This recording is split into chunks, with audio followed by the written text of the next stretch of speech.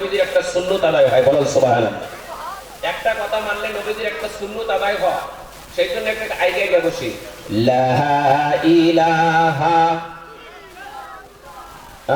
লা ইলাহা ইল্লাল্লাহ লা ইলাহা।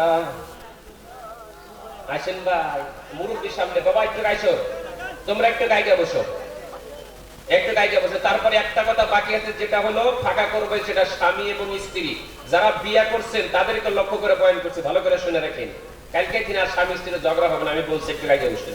স্বামী স্ত্রীর ভিতরে আল্লাহ কি দান করছে, একটা বস্তু দিয়েছে, এতটুকু একটা বস্তু দিয়েছে, সেই বস্তুটা আপনাদেরকে দেখায় দেবো ইনশাল্লাহ। আসেন, আইগে এসেন।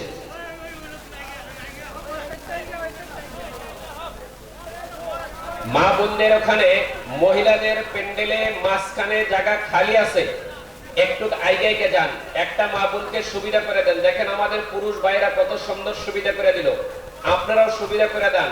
যার সম্মুখে একটু জায়গা আছে সেটা আপনার জায়গা, সম্মুখে যে জায়গাটা আছে, সামনে যেটা জায়গা আছে সেটা আমার জায়গা, আমার জায়গার সম্মুখে আমার দায়িত্ব।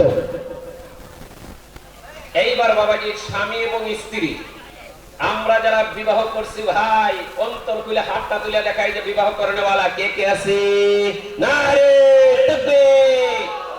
তাদেরকে লক্ষ্য করে বলছি ভাই, স্বামী এবং স্ত্রীর ভিতরে যত চাপাচাপি করে থাকবে তত আল্লাহর রহমত বৃষ্টির মতন বর্ষিত হয়। ঠিক খেলা বলুন সুবহানাল্লাহ।